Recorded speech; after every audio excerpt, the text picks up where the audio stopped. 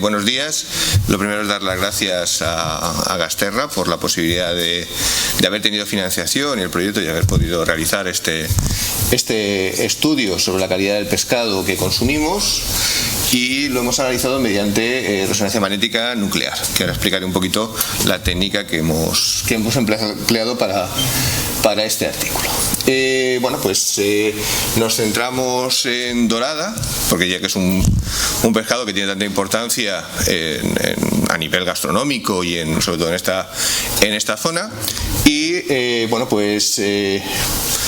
no es fácil conseguir dorada salvaje, pero pudimos comprar 3 doradas salvajes, que las tenemos aquí en esta foto. No se aprecia demasiado bien, pero bueno, tiene unas características morfológicas que permiten distinguirla de las doradas cultivadas. Sobre todo es un pescado más alargado, más musculoso, y sobre todo tiene las escamas, todo con muy buena calidad. Y estas serían doradas cultivadas en acuicultura marina en Grecia. Conseguimos 3 doradas griegas, que las pobres daban pena. Y 3 doradas cultivadas aquí en nuestras costas.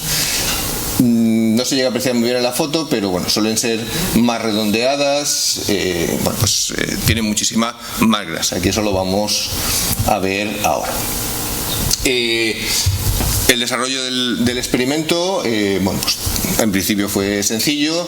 Guardamos los peces en nevera a 4 grados, emulando lo que se guardarlos en la nevera, en casa, durante un tiempo, y fuimos tomando muestras del músculo de esta zona del pescado, haciendo biopsias con algo parecido a un sacabocados, que sacábamos de aproximadamente 1 milímetro de diámetro la muestra que tomábamos. Y a lo largo del tiempo, una vez que tomábamos la muestra, para que no se deteriorara, la guardábamos a menos 80. En un congelador a menos 80 grados para evitar el deterioro. El objetivo del estudio era determinar si había diferencia entre los peces capturados en pesca profesional con respecto a los peces cultivados en acuicultura marina. Y también queríamos corroborar unos estudios previos en la búsqueda de biomarcadores que nos podían identificar el origen del pescado, que eso también es un tema importante a nivel comercial, porque los peces que escapan de las estaciones de acuicultura marina llegan a la lonja capturados por los pescadores profesionales y en principio están clasificados como peces salvajes, porque no hay una distinción entre peces escapados de las estaciones de acuicultura marina de los peces salvajes. Y esto lo empezamos a estudiar hace ya unos años a raíz de la Dana Gloria del 2020, que produjo unos daños muy importantes en las estaciones de acuicultura marina y escaparon millones de peces, tanto dorada, lubina como corvina, y esos peces los capturaron los pescadores profesionales, aunque tampoco sabían que eran de esas estaciones, y no se vendieron al precio de los peces salvajes, y sobre todo la corvina, porque corvina ya no queda en nuestras costas. La corvina salvaje que puede llegar viene sobre todo de Egipto y de toda esa zona. Aquí ya no hay corvina. Entonces, aquí quizás se ve mejor esa diferencia de forma entre una dorada y otra. Lo primero que hicimos fue extracciones para diferenciar los metabolitos polares, las sustancias polares que hay en el músculo, de las apolares. Y eso lo hicimos por resonancia magnética nuclear en los servicios técnicos de la Universidad de Alicante. Y aquí tenemos en rojo la dorada salvaje y en azul la dorada cultivada. Mediante esta técnica pues no encontrábamos unas diferencias claras entre un tipo de doradas y otro, aunque sí que hay pequeñas diferencias, con lo cual decidimos, ya que teníamos el proyecto, pues centrarnos en la técnica de espectroscopía de resonancia magnética nuclear en estado sólido, y esta sería donde ponemos la muestra. Digamos, allí estaba yo preparando las muestras, eso lo tuvimos que hacer en la Complutense de Madrid, tuvimos que ir a Madrid, porque ellos allí tenían el equipo que queríamos utilizar, y bueno, pues la cantidad de muestra, como veis, es muy pequeña, pero que nos va a dar muchísima información. ¿Por qué? Porque en esta técnica no hacemos ningún tipo de extracción, es decir, trabajamos directamente con el músculo completo, lo cual pues evita esos procesos de extracción, y encontramos unos resultados muy interesantes. Aquí tenemos los espectros que se obtienen. Estos espectros, bueno, pues nos permiten identificar una serie de sustancias importantes que nos van a permitir evaluar ese proceso de degradación del pescado cuando se conserva en nevera y a qué velocidad se produce esa degradación. En verde sería el perfil de una dorada salvaje, y en rojo y en azul serían los perfiles de las doradas cultivadas, tanto la nacional como la griega. Y si nos vamos a la parte de delante del perfil, estas señales que aparecen aquí muy intensas, sobre todo en la dorada griega, perdón, en la dorada nacional, y también se aprecian en la dorada griega, mientras que no se aprecian en la dorada salvaje, son las grasas. Si no me engaño, esto tendría que haber venido Pablo, pero bueno, pues el otro investigador que está en el proyecto, que no ha podido venir, que él es biólogo marino, pero creo que la dorada cultivada se clasifica como pescado azul por la cantidad de grasa que contiene, mientras que la dorada salvaje sería un pescado blanco. Y estos picos de aquí corresponden a esas grasas que contienen estas doradas. Y otra señal también muy importante sería esta de aquí. Esta señal corresponde al óxido de trimetilamonio. El óxido de trimetilamonio, la tenemos aquí, es una sustancia que produce la microbiota. Ya enlazamos con la anterior presentación de la microbiota de los peces, y que permite a las células del músculo mantener la osmorregulación con el ambiente marino. Es lo que se ha y además protege a las proteínas también. Es un poco lo que se ha encontrado de esta sustancia. Hemos visto que en las doradas salvajes tienen alrededor de 15 veces más óxido de trimetilamonio que la dorada cultivada, lo cual es difícil de explicar, sobre todo a la hora de tener en cuenta si el papel es de regulación osmótica de las células del músculo en el ambiente marino. Las doradas salvajes y las doradas cultivadas viven en el mismo entorno marino. No hay una diferencia de sal entre la dorada que se está criando en Altea de la que se ha capturado por ejemplo, aquí en Denia o en otras zonas. La diferencia de salinidad es prácticamente la misma. ¿Y por qué es importante esta sustancia? Esta sustancia, cuando el animal muere, empieza a descomponerse y va a generar trimetilamonio. Y el trimetilamonio es el olor característico del pescado podrido. Entonces, porque sí que observamos, esa fue una apreciación cuando sacábamos, que tengo que limpiar la nevera donde las teníamos, porque todavía huele después de varios meses de haber sacado la dorada. El olor que hacía la dorada salvaje era mucho más intenso a pescado que la dorada cultivada. Y si nos vamos a la sustancia que es la responsable, ya entendemos por qué.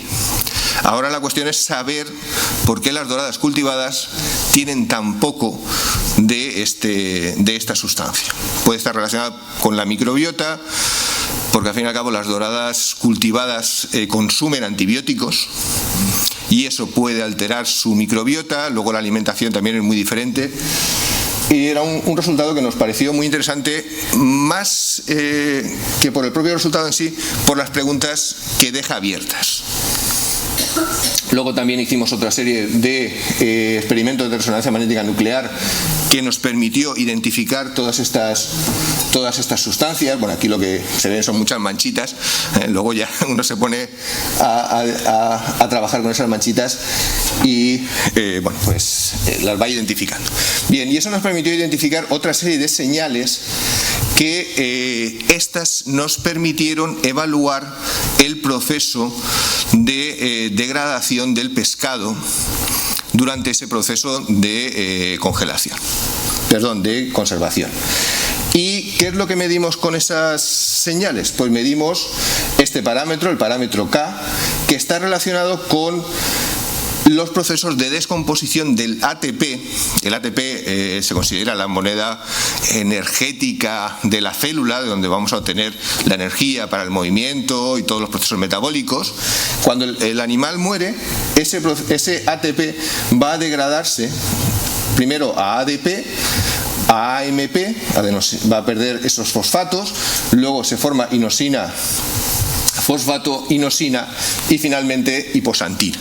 Entonces, la velocidad de degradación de este ATP la podemos determinar con este factor K, que nos permite evaluar esa frescura del pescado. Y a lo largo de los días que fuimos recogiendo las muestras, pudimos obtener unas rectas de regresión que nos daban diferentes velocidades a la hora de aparición o degradación de ese ATP, que está relacionado con la degradación del pescado. Estuvimos durante 2 semanas, 3 semanas, cogiendo muestras y luego pues nos fuimos a Madrid y las analizamos allí. Las velocidades de degradación, si las observamos en esta gráfica, vemos que se degrada más rápido, teniendo en cuenta que son solamente 3 pescados. Habría que ampliar el número de pescados para obtener unas conclusiones definitivas. Vemos que la dorada española y la dorada griega van a tener velocidades de degradación muy parecidas. Sin embargo, la dorada salvaje tenía una velocidad de degradación ligeramente menor. Aunque olía peor, a nivel molecular se estaba degradando menos, se podía conservar algo más de tiempo. Y otra cosa importante también es que tanto la dorada salvaje como la dorada española van a tener unos factores de K iniciales alrededor de 0,1. Sin embargo, la dorada griega tiene un factor de K de 0,2. Al fin y al cabo, la dorada griega tiene que venir desde Grecia. Entonces, ese transporte también estaría afectando a ese proceso, porque no la traerán congelada, la traerán refrigerada. Entonces, ese proceso de transporte también está afectando al propio pescado. Esos son los resultados. Yo creo que sobre todo han abierto muchos interrogantes, primero para poder seguir trabajando con dorada. También queremos ampliar el estudio y trabajar con lubina para ver también si obtenemos unos resultados similares, tanto en composición de grasas. Sí que lo hemos visto por otros estudios que pues los peces salvajes son atletas, mientras que los peces cultivados pues de atletas tienen poco, entonces pues también intentar evaluar si esa cantidad de grasa les afecta al propio estado de salud o de metabolismo del pescado, con procesos de inflamación, bueno, eso son otras cuestiones. Bueno, aquí tenéis los equipos de resonancia que hemos utilizado. El profesor Pablo Sánchez pues no ha podido venir, pero somos los que hemos estado implicados en este trabajo. Bueno, pues en principio nada más, y si tenéis alguna duda o alguna cuestión podemos debatir. Vale, si hay alguna pregunta, mientras haré yo una, no sé si... Entonces no hay relación entre el mal olor del pescado y la calidad en principio, ¿no? Bueno, habría mucho que discutir. supongo que si el tiempo se alarga mucho, sí, pero sí que es cierto que la dorada salvaje en 3 días en la nevera ya olía bastante. Vale. Mientras que la dorada cultivada, nada, era de corcho. Sí, la pregunta es ¿cómo podemos saber entonces que se degrada la, ¿no? Claro. la dorada salvaje. La de cría. La de cría, sí. En principio huele menos, ¿no? Huele menos, sí. El tema es a la hora de comprarla, que no haya estado mucho tiempo en el comercio, y cuando llega a casa consumirla lo antes posible. Me ha parecido ver que en la gráfica de grasa, la española, por decirlo de alguna manera, estaba bastante por arriba, ¿no? Sí, la dorada nacional bastante más que la griega. De todas maneras, aquí solamente es un individuo, pero cuando comparamos los tres, dorada griega y dorada española... ¿Tendrá que ver con la alimentación? Sí, tiene que ver con la alimentación. Con la alimentación. Con la alimentación, sí.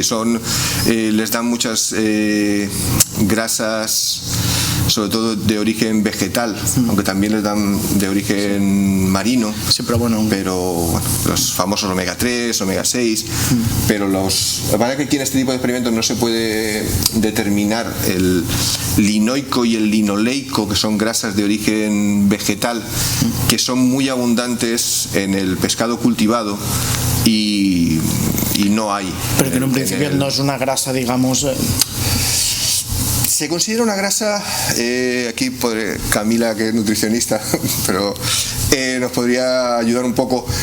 El linoico y el linoleico en principio serían precursores de otras grasas más saludables, el DHA y otro tipo de grasas más saludables. Perfecto.